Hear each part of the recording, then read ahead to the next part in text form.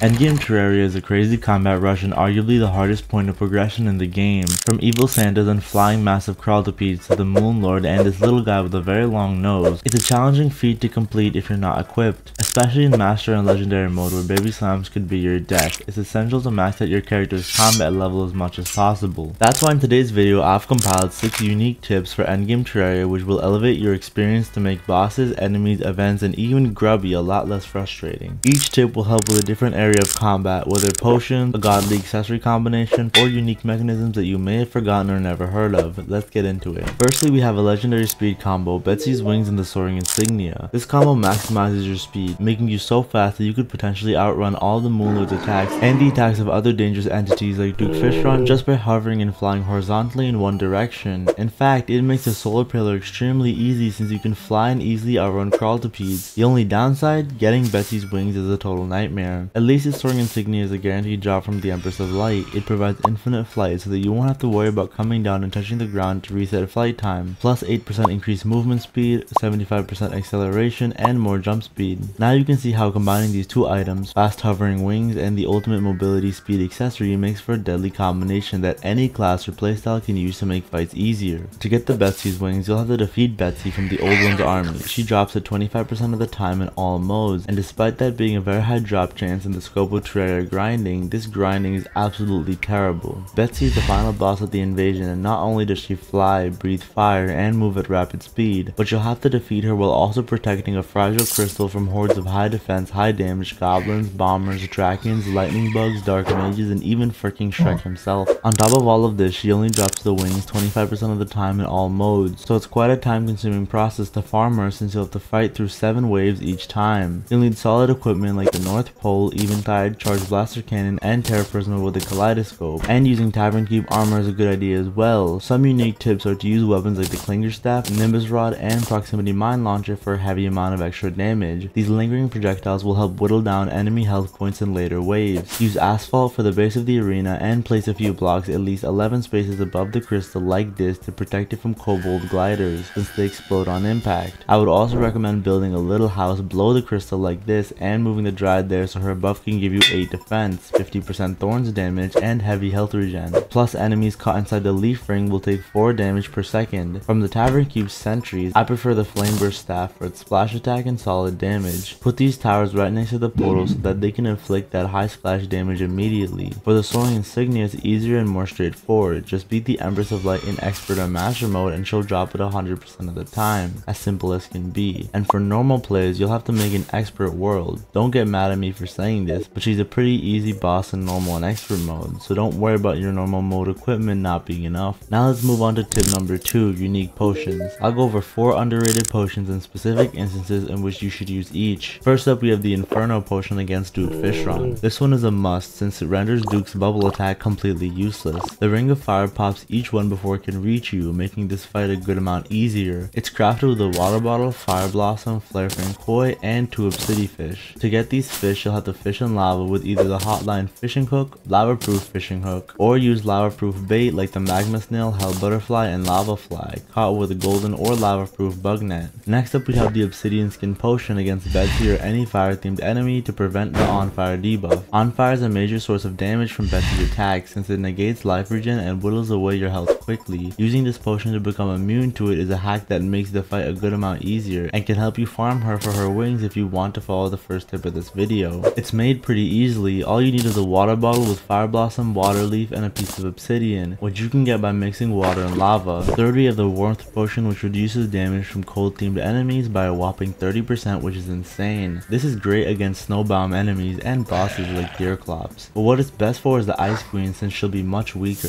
Crafting it requires Shiverthorn and a Frost Minnow, a common fish found in any layer of the snowbound. It's one of the most underrated potions in the game. 30% is a huge damage reduction. Anyone who doesn't use it purposefully is putting themselves at a huge disadvantage against the Frost Moon. Fourth, we have the Heart Reach potion, which is a necessity if you're struggling against any endgame invasion like the Pumpkin Moon, Frost Moon, and Martians. Most people think this potion isn't worth it because the hard pickup range increases only a little bit, but I can confirm it's a huge boost from 2.6 to 15.6. A 600% increase. This is what the heart pickup range normally looks like, and this is what it looks like with the heart reach potion, a huge difference. When you're fighting those endgame invasions, keeping your health up against a mountain of enemies is not easy, but this potion is a simple step to keep your health up without even trying. All you need is a water bottle, day bloom, and crimson tigerfish, which is pretty common. Unfortunately though, the crimson tigerfish can only be caught in the crimson, so you'll have to make another world or make an artificial crimson biome in your corruption world to get it. As some general guidelines for fishing and farming, make sure to use the alchemy station when potion crafting for efficiency. It can be found in the dungeon or by shimmering a bewitching table. A plant farm is also easy to make and very effective. Just buy planter boxes for each plant from the dryad and plant the seeds in them. Some plants like deathweed will only grow in special conditions like when there's a full moon, but most plants will grow most of the time. After they do, you can harvest and replant them. Using the staff of regrowth helps for extra seed collection and farm expansion too, although you don't need to make it that big. For fishing, there's plenty of gear and potions to use, but the biggest tip I can give you is to buy the Sitting Duck's fishing pole from the traveling merchant. You'll have to wait for him to sell it, but when he does, get it for 35 gold. It's a great deal in Terraria, especially since it's the third best fishing pole. Now make these 4 potions and you won't regret it. If you're struggling endgame, they're most likely the extra push you need. Number 3, get all permanent boosters from the Shimmer. Now if you're like me and you've been playing Terraria for many years now, you may not know about the Shimmer and its uses, since it was only added in the last major update. Its most important transmutations are the 8 permanent boosters: the Vital Crystal, Aegis Fruit, Arcane Crystal, Ambrosia, Gummy Worm, Galaxy Pearl, ACT2, and Peddler's Satchel. They're all gotten by shimmering different materials, none of which are too crazy hard to get. Number 1, find a life crystal in the caverns lair and throw it in for a vital crystal, granting you 20% increased life regen. Number 2, a life fruit from the jungle after you defeated one mechanical boss turns into Aegis Fruit, increasing defense by 4. 3, a mana crystal made from fallen stars turns into an arcane crystal, increasing mana regen. 4,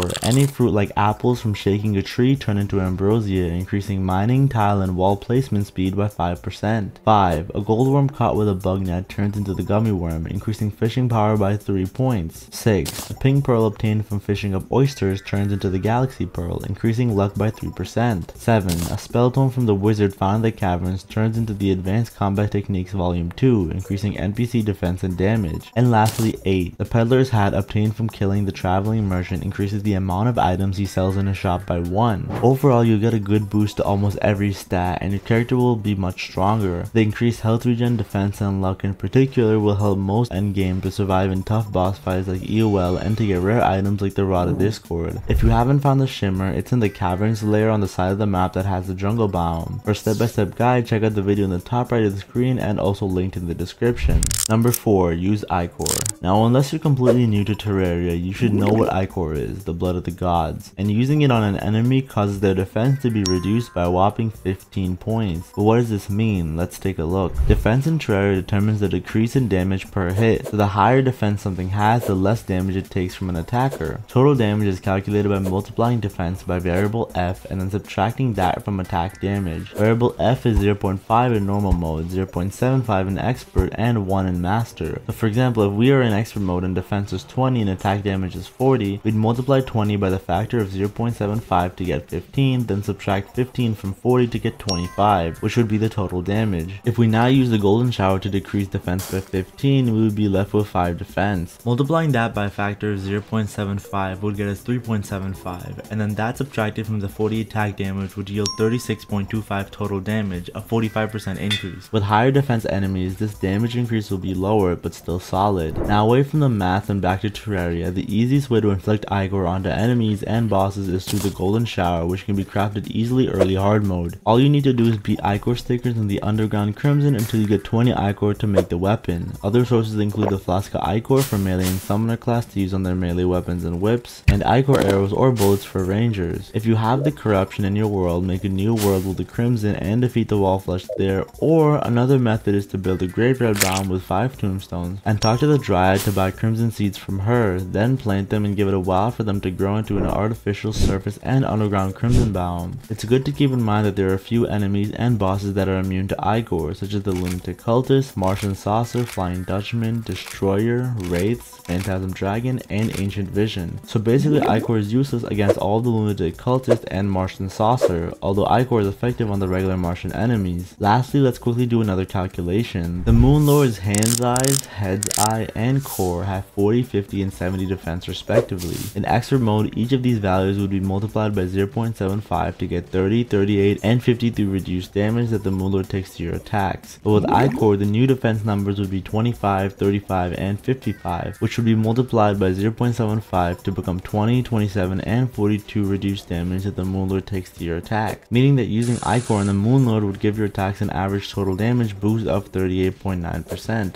more than worth it. Number 5. Don't underestimate the Tavern Keep's armor. The Tavern Keep is an NPC who can be found sleeping on the ground after defeating the Brain of Cthulhu or Eater of Worlds. After waking him up, you'll receive 5 Defender medals, which are the currency for his unique shop. He sells the Eternia Crystal and its stand, which are used to summon the Old One's army, a unique invasion that gets progressively harder as the player progresses in the game, and arguably the hardest invasion in all of Terraria. After defeating Golem, the Tavern Keep will sell 4 new armor sets: the Valhalla Knight, Dark Artist, Red Riding, and Shinobi Infiltrator sets. The pieces of each set cost 50 Defender medals each, meaning you'll need 150 to buy one complete set. But what's so good about them? They provide some killer stats. For example, the whole Valhalla Knight's armor can be used by summoners to fight the Moonlord, since it provides over double the defense of the spooky armor, 2% more summon damage, and a massive health regen capability. If you suck at dodging, it's perfect for you. The Valhalla Knight's breastplate alone is amazing for any class and can be subbed in for the Beetle, Shroomite, Spectre, and spooky armor chest plates for a solid defense boost. I would recommend this heavily for rangers who suck at dodging, since the Shroomite set bonus is useless anyway. Speaking of rangers, using the Red Riding leggings instead of the Shroomite leggings is a must. The Red Riding leggings provide 3% more ranger critical strike chance, 8% more movement speed, and even a 25% summon damage boost if you're using minions. The only advantage of using the Shroomite leggings is the Shroomite armor set bonus, which is utterly useless, so it's not even an advantage anyways. And lastly, number 6, build an elite arena. Now when I say this, I don't only mean build it with the right furniture like campfires and heart lanterns, it's also about how and where you place the platforms. I recommend making a sky bridge with 2 layers of platforms at least 100 tiles apart. The key is to leave enough room in between both bridges to take advantage of the speed of gravity. If the platforms are too close together, you won't be able to fall fast enough to dodge all attacks. Now comes the buffing part. Put down campfires, heart lanterns, and a bass statue, then buy some bubble blocks from the party girl and place them like this with a bucket of honey in the middle, which you can jump through for a health regen boost. Then place down the heart statue found underground and hook it up to a 1-second timer with wiring from the mechanic, and make sure to turn on the timer. Lastly, get a few dirt blocks and place them around your arena. Buy grass seeds from the Dryad and place them on these blocks with sunflowers on top. This will increase movement speed and decrease monster spawn rate. Now depending on your class, get either the sharpening station, ammo box, crystal ball, or bewitching table, sold from the merchant, arms dealer, wizard, and witch doctor in hard mode. A star in a bottle and star statue hooked up to a timer are also vital for mages. Lastly, the slice of cake increases movement speed and is sold by the party girl in the morning of a naturally occurring party. The war table increases sentry slots by 1 and is dropped by the dark mage in the Old One's army. Asphalt makes you run fast and is optional to use as the base of your endgame arena. And finally, the peace candle and garden gnome are optional to see decrease enemy spawn rate and increase luck. Not required buffs, but good to have. With everything I mentioned placed down, you'll receive a plethora of buffs, increasing your damage, defense, speed, and more. With potions on top of this, you're gonna be way stronger than before. And that's it. I went over 6 tips to make Endgame Terraria a piece of cake. The soaring insignia and Betsy's wings, unique potion uses, permanent shimmer boosters, the Icor debuff, Tavern Keep's armor, and how to build an elite arena. Even just following 1 or 2 of them should be a massive help, especially in Master and Legendary mode where every little buff counts. And before I sign off this video, one last announcement. A few weeks ago I did a Terraria Jeopardy competing against Terraria YouTubers like uhhRye, DietDirt, and Obsoleek. The questions were awesome, they were great vibes, and we even did a double Jeopardy at the end. Who do you think won? Everything from the questions to the video were fully prepared by Solar Moon, and it's the first video on his channel. Link is up here in the top right and in the description below. Anyways, that's all I have for today's video guys. Make sure to leave a like for more content like this, and until next time, peace.